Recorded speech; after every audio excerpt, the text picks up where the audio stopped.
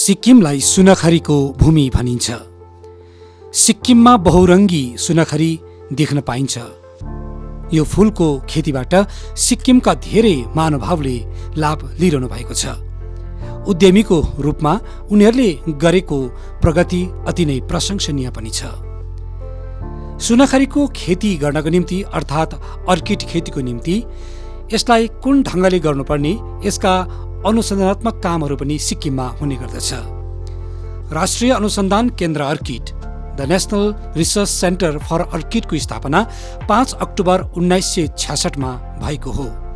सिक्किम राज्यमा अर्किडको उत्पादन, अनुसन्धान, प्रशिक्षण, गुणस्तरको विकास अनि व्यवसायीकरणको लागि विशेष भूमिका निर्वाह गर्दै आएको छ। यो संस्थानले सिक्किम राज्यको पाक्योङ जिल्लामा लगभग 22 एकड़ भूमिमा यो केन्द्रको स्थापना भएको छ। अर्किड खेतीको कारखाना नै माने हुन्छ यो केन्द्रलाई, जहाँ अनेक थरीका अर्किडलाई देख्न पाइन्छ, जसले अर्किड खेतीमाथि प्रयोगशालामा विविध ढङ्गले अनुसन्धान गरेको हामी पाउँछौँ। ल्याबको सहायताद्वारा हजारौं बिरुवा उत्पादन गरी यो एनआरसी सेन्टर फर अर्किडमा हुर्काइँदैछ। यस अर्किड सेन्टरमा विभिन्न ल्याबहरू छन्। Soil science lab, solution lab, genetic lab, entomology lab आदि। यो ल्याबको माध्यमबाट सुनखरी फूलको बिरुवा उत्पादन, किरा र रोग प्रबन्धन, माटो जाँच आदि सम्भव छ। ल्याबको सहायता लिएर टिस्यु कल्चरद्वारा लाखौं बिरुवा यहाँ हुर्काइन्छ। यस्तै प्रकारले प्राकृतिक ढङ्गले पनि बिरुवा उत्पादन गर्ने पद्धति आफ्नै प्रकारको छ। स्थापित हाइटेक पोली हाउसभित्र राखिएका सुनखरीलाई उचित तापक्रमको व्यवस्थापन यहाँ गरिन्छ, जहाँ स्वचालित तापक्रम व्यवस्था, सिँचाइ व्यवस्था आदि यहाँ समावेश छन्।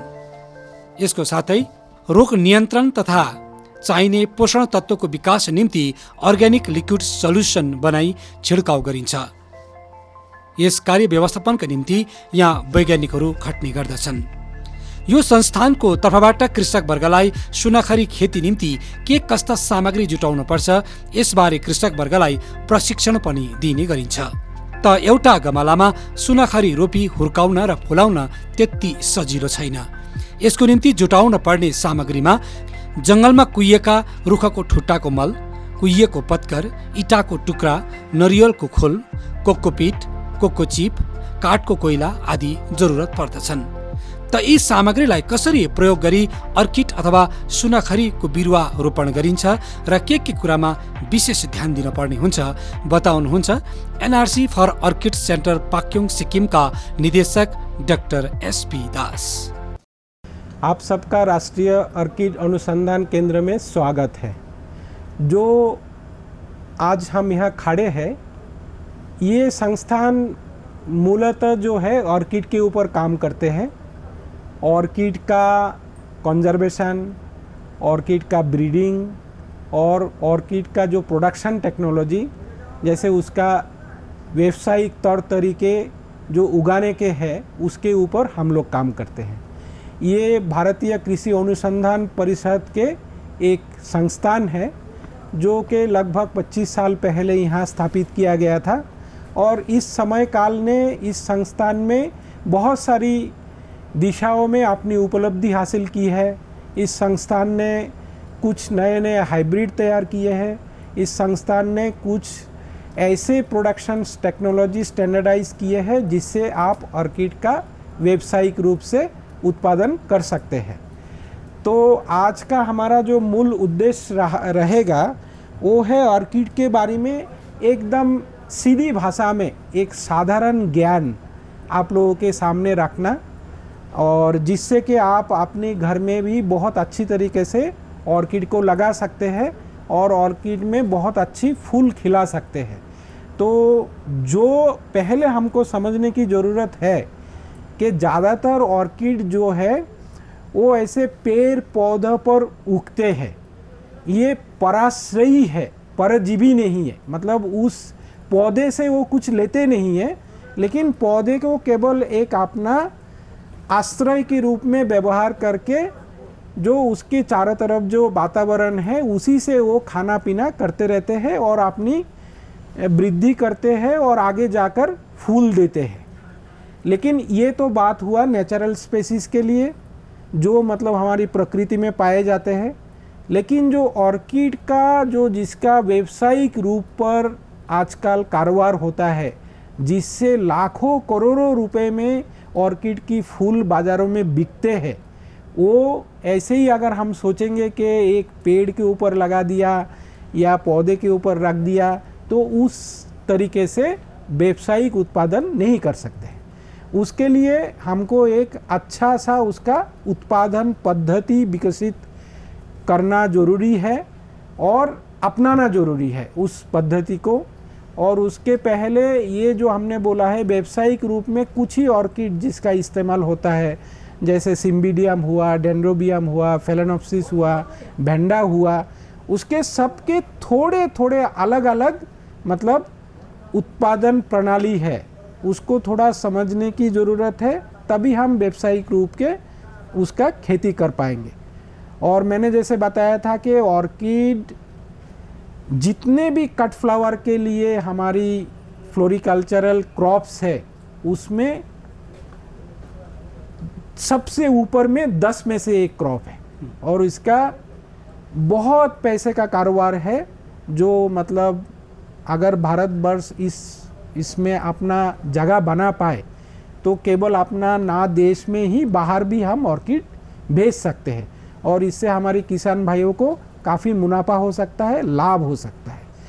तो वो तो और एक दिन हम लोग डिस्कस करेंगे कि व्यावसायिक रूप में या एकदम कॉमर्शियल लेवल पे ऑर्किड की कैसे खेती हो सकता है।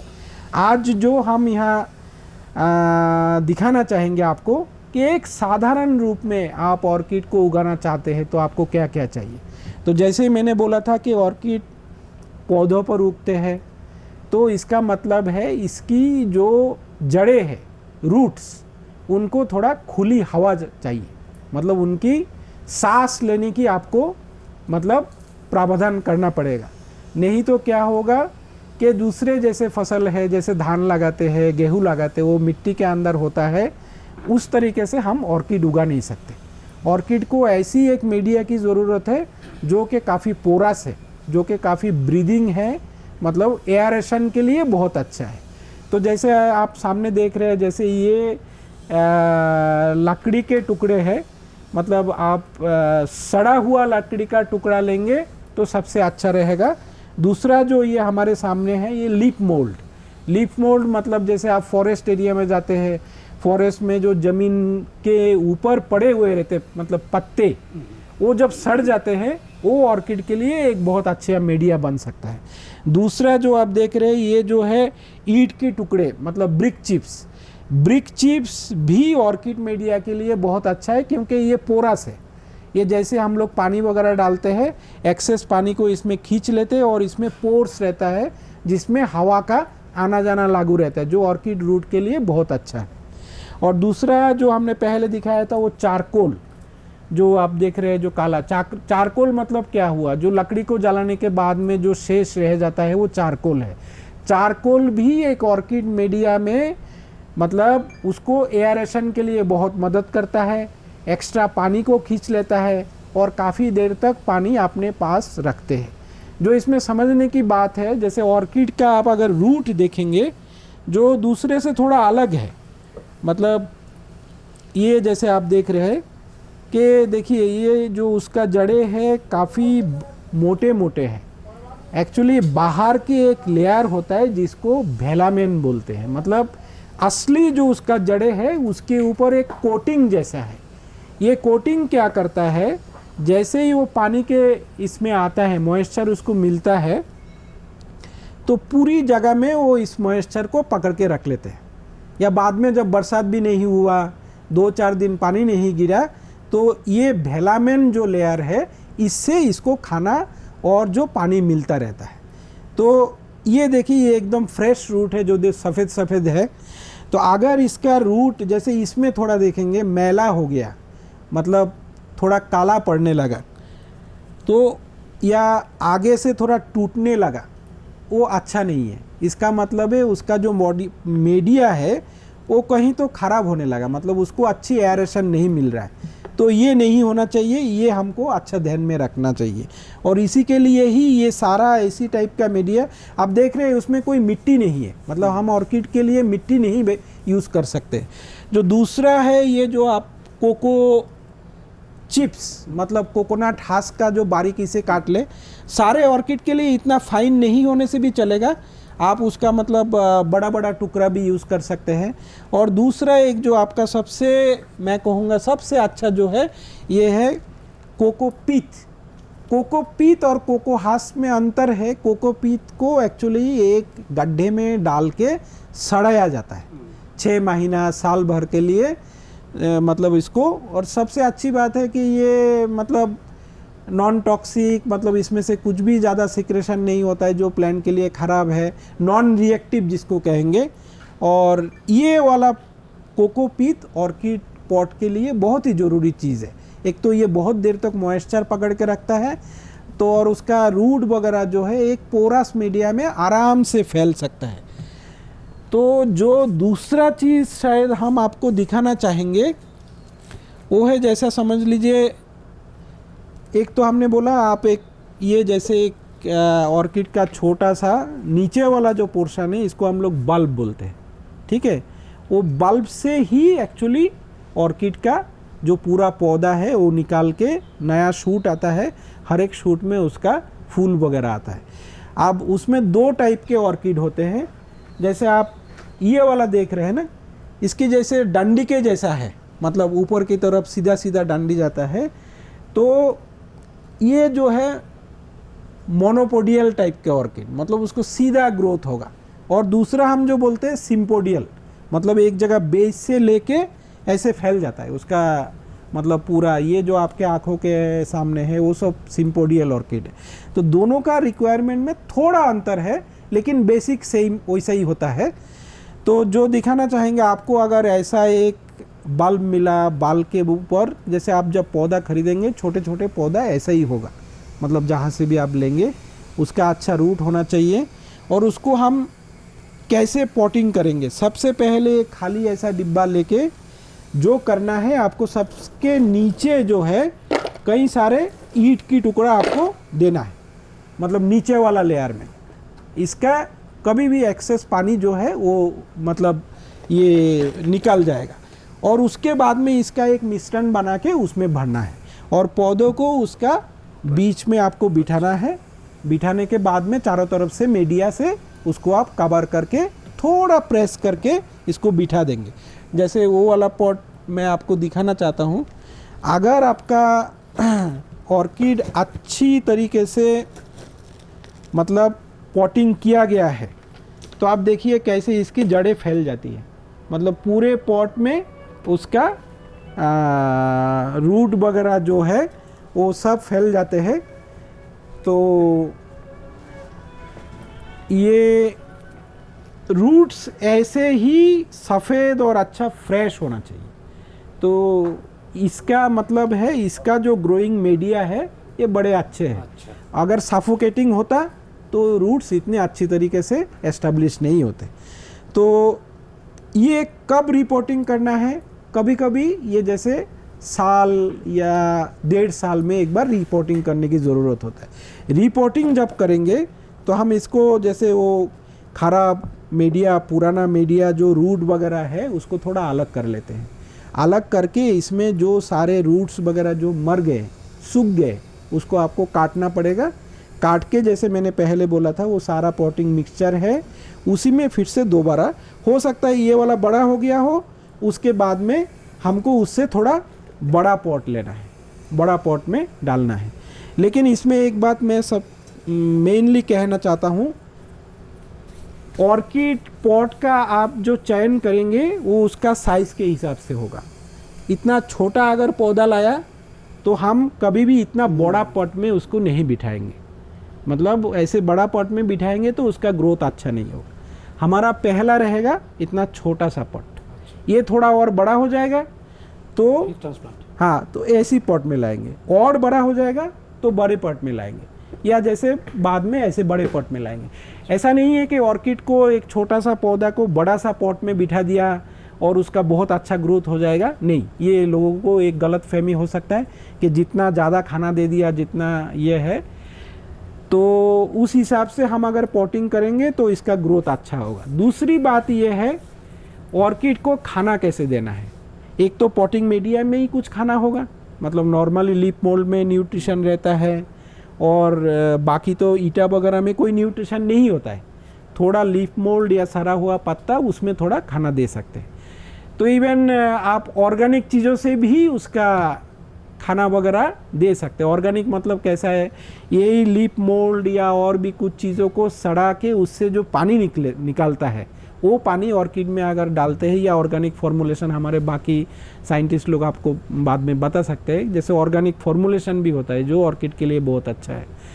अदरवाइज सबसे आसान है, आपके पास में अगर काऊ डंग है तो काऊ डंग का आप एक बकेट लीजिए, उस बकेट में उसको महीने भर पानी डाल के रख दीजिए, तो काऊ डंग तो नीचे बैठ जाएगा और ऊपर में एक सॉल्यूशन जैसा आएगा, उसको आप ऑर्किड पॉट में दे सकते हैं। वो भी ऑर्किड के लिए बहुत अच्छा खाना है।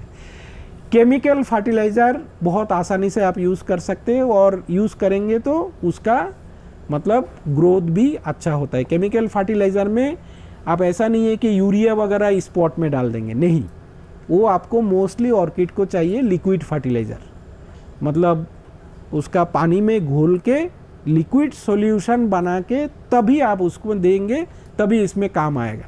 जैसे धान गेहूं वगैरह में हम ज़मीन में डाल देते हैं जो फर्टिलाइज़र वगैरह, वैसे डालेंगे तो आपका पौधा मर जाएगा, उसका नुकसान हो जाएगा। तो जो करना है, हम लिक्विड फर्टिलाइज़र ले सकते हैं। बाज़ार में बहुत सारी फर्टिलाइज़र है जिनमें नाइट्रोजन भी है, फास्फोरस भी है, पोटाश भी है, और ये पानी में घुल सकता है, मतलब जैसे आप पानी में डालेंगे ये घुल जाता है, और उसी का सॉल्यूशन बना के आप इसको स्प्रे कर सकते हैं।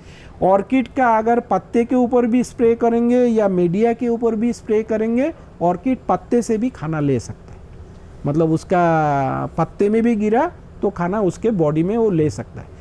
तो जो बात ध्यान में रखने की ज़रूरत है, ऑर्किड को एक साथ में बहुत खाना नहीं चाहिए, बल्कि थोड़ा थोड़ा करके रेगुलर चाहिए। मतलब जैसे हम स्प्रे करना चाहेंगे तो हर रोज़ हमको एक स्प्रे देना है, ऐसा नहीं है कि एक दिन में बहुत ज़्यादा स्प्रे दे दिया और 20 दिन बाद में दिया, ठीक है।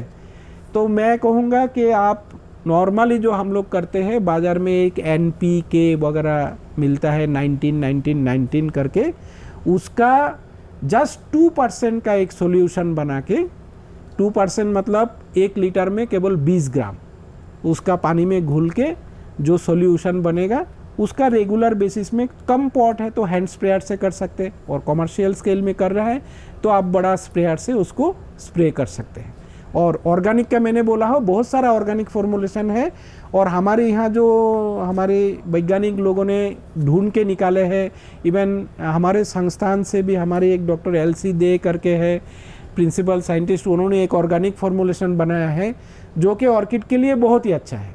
और वो अगर आप अप्लाई करते हैं तो आपको रासायनिक कोई भी मतलब फर्टिलाइज़र वगैरह यूज़ करने की ज़रूरत नहीं है, उसमें उनका कुछ चीज़ें मिला के उन्होंने बनाया है, और वो बहुत ही अच्छा है। तो ऐसे बाज़ार में भी और भी अवेलेबल है, आप ऑर्गेनिक सॉल्यूशन भी यूज़ कर सकते हैं।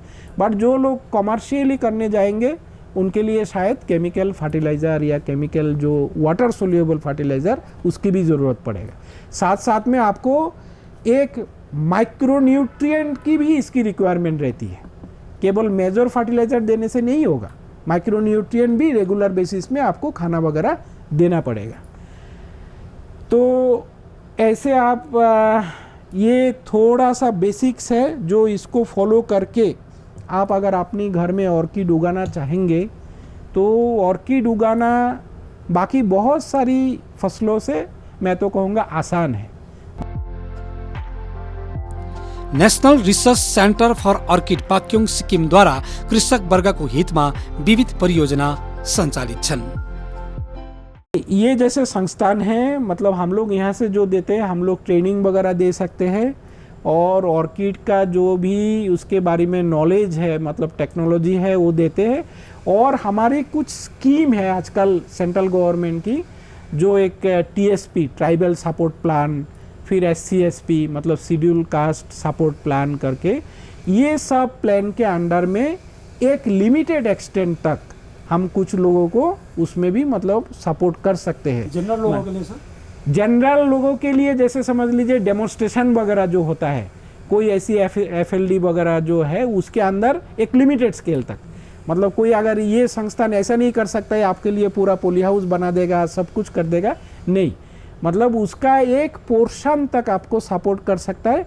और जिसमें मेनली हम लोग सपोर्ट कर सकते हैं वो है आपका टेक्नोलॉजी पार्ट। जैसे मतलब आप ये ऑर्किड को कॉमर्शियल वेंचर के रूप में लेना चाहते हैं तो हम आपके साथ में एकदम क्लोजली आपके साथ में जुड़ सकते हैं कि आपको क्या क्या करना चाहिए, इसमें क्या क्या टेक्नोलॉजिकल सपोर्ट चाहिए और क्या क्या मतलब आपको ऐसी डिफरेंट इश्यूज़ है, जैसे आप फूल उगा लिया फिर उसका पोस्ट हार्वेस्ट मैनेजमेंट चाहिए, मतलब पोस्ट हार्वेस्ट हैंडलिंग चाहिए, जो कि फार्मर को ज़्यादा पता नहीं होता है। उस जगह में हमारे पास में टेक्नोलॉजी वगैरह स्टैंडर्डाइज किया हुआ है, वो टेक्नोलॉजी हम फार्मर को ट्रेनिंग दे सकते हैं, शेयर कर सकते हैं। डिफरेंट पैकेजिंग मटेरियल है, जैसे आप यहाँ से दिल्ली भेजना चाहे तो ऑर्किड के फूल को तो आप ऐसे नहीं भेज पाएंगे, तो ऐसे पैकेजिंग का जो मटेरियल वगैरह है वो हम स्टैंडर्डाइज करते हैं, किया है, जो फार्मर के साथ में हम लोग शेयर कर सकते हैं। ये तो sir high tech green house, high tech poly house दिख रहा है, तो कोई साधारण लोग लाइट पोली हाउस बनाना चाहे तो? बराबर है।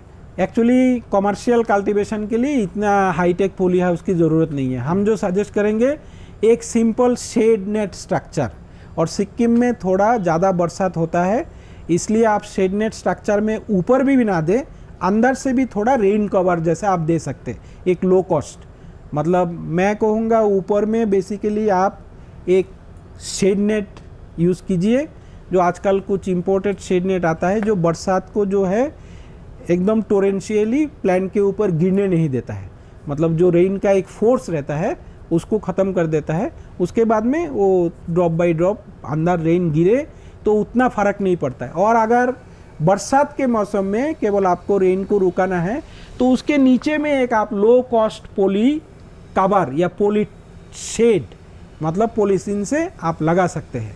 मतलब उसके लिए भी हमारे पास में टेक्नोलॉजी वगैरह ऑलरेडी डिज़ाइन वगैरह स्टैंडर्डाइज है। कोई जो अगर समझ लीजिए इस टाइप का करना चाहते हैं तो हम उनको भी वहाँ मदद कर पाएंगे। मेरा कहने का मतलब है इतना हाई फाई स्ट्रक्चर की ज़रूरत नहीं है, जो लो कॉस्ट स्ट्रक्चर में ही आराम से हो सकता है। इवन किसान भाई अपने घर के पीछे बम्बू से भी स्ट्रक्चर बना सकता है, एक मतलब स्लैंटिंग जैसा, मतलब पोली हाउस नहीं, एक जैसे ऐसे स्लैंटिंग करके सिंपल सा स्ट्रक्चर, और उसी में 200-500 करके अलग अलग। सिक्किम में टेरेस कंडीशन है, ज़्यादातर हिली एरिया है, तो आपको एक जगह में बड़ा जगह नहीं मिलेगा, छोटा छोटा टेरेस मिलेगा। तो हर एक टेरेस में आप छोटा छोटा स्ट्रक्चर बना के आराम से मतलब ऑर्किड उगा सकते हैं। आपका क्या मैसेज है सर, ताकि वो मैसेज से आपका संपर्क कर पाएँ और सिक्किम का बेरोजगार लोगों को एक भाग्य उदय का मार्ग बन सके? नहीं, मेरा कहने का मतलब है, देखिए अभी भी इतना कुछ कहने के बाद में, इतना कुछ करने के बाद में भी, जैसे हमने बोला ऑर्किड का जो व्यापार है वो करोड़ों रुपए में है, लेकिन हमारी देश की उसमें जो योगदान है या जो शेयर बोलेंगे वो अभी भी बहुत कम है। मतलब सिक्किम ऐसा एक राज्य है जिसमें से ऑर्किड का बहुत अच्छी व्यापार हो सकता है और पोटेंशियल तो अनलिमिटेड है, लेकिन हमने उसको अभी तक रियलाइज़ नहीं किया। तो मेरा कहने का है, मैं जो चाहता हूँ या मेरा जो मैसेज रहेगा, ऑर्किड को सिक्किम में एक बैकयार्ड वेंचर, मतलब अपने घर के पीछे छोटा छोटा बैकयार्ड एक्टिविटी में करके बनाए और उसके बाद में एक उसको कोऑपरेटिव मोड में मतलब एक जगह में जोड़े। जो कोऑपरेटिव में जोड़ने के पीछे कारण ये है कि एक किसान भाई जिनके पास में केवल 1000 कट फ्लावर उगा रहे हैं, वो 1000 कट फ्लावर ले जाके कहाँ मार्केटिंग करेंगे। लेकिन ऐसे अगर समझ लीजिए 100 ऐसे फार्मर एक साथ में जुड़ जाए तो 1000 गुना 100 मतलब 1 लाख कट फ्लावर हो गया। वो 1 लाख कट फ्लावर आप बहुत अच्छी तरीके से मार्केटिंग कर सकते हैं। और उसके लिए एक नेटवर्क, जैसे हमारी जो अमूल दूध की जो है कोऑपरेटिव मिल्क यूनियन है, आनंद मिल्क यूनियन से, जो आप लोग सब जानते हैं कि इतना सक्सेसफुल मॉडल है, तो उतना बड़ा ना हो लेकिन उसी टाइप का कोई मॉडल कोऑपरेटिव वेंचर अगर हम लोग इसको ये करें तभी सक्सेस संभव है। नहीं तो क्या है, कोई एक फार्मर 2 हेक्टेयर 3 हेक्टेयर लगा दिया तो केवल उतने से ही ऑर्किड को सक्सेस नहीं मिलेगा। इसमें बहुत ज़्यादा लोगों को जोड़ना पड़ेगा और इसको लो कॉस्ट वेंचर बनाना पड़ेगा ताकि किसानों को बहुत कम खर्चा हो, ताकि थोड़ा जो भी मार्जिन उनको रह जाता है उसमें किसान भाई खुश रहे कि मेरा इतना प्रॉफिट हो गया। ज़्यादा कॉस्ट लगाएंगे तो मुनाफा नहीं आएगा, मुनाफा नहीं आएगा तो एक टाइम के बाद में वो लोग नाराज़ हो जाएंगे, निराश हो जाएंगे, बोलेंगे इससे कोई फ़ायदा नहीं है। तो मेरा यही रहेगा कि इसको कोऑपरेटिव्स के तरह गवर्नमेंट और जो हमारे जैसे साइंटिफिक ऑर्गेनाइजेशंस है वो पीछे से इसको रिसर्च और टेक्नोलॉजी बैकअप दे, और कोई ऐसी बड़ी प्राइवेट फार्म भी इस नेटवर्क को मार्केटिंग या जो आगे बढ़ाने का जो है उसके साथ में जुड़ जाए। तो इसमें जैसे आजकल एफपीओज वगैरह बने हैं, फार्मर प्रोड्यूसर्स ऑर्गेनाइजेशन, वो भी बहुत बड़ा रोल अदा कर सकता है। अर्किडको खेती गर्न पूर्व पूर्ण जानकारी लिनु आवश्यक छ। यसको निम्ति कृषक वर्गलाई प्रशिक्षण लिनु अति नै आवश्यक छ। अधिक जानकारीको निम्ति national research centre for orchid अर्थात् अर्किड खेतीका निम्ति पाक्योङमा स्थापित राष्ट्रिय अनुसन्धान केन्द्रमा सम्पर्क गर्नुहोला।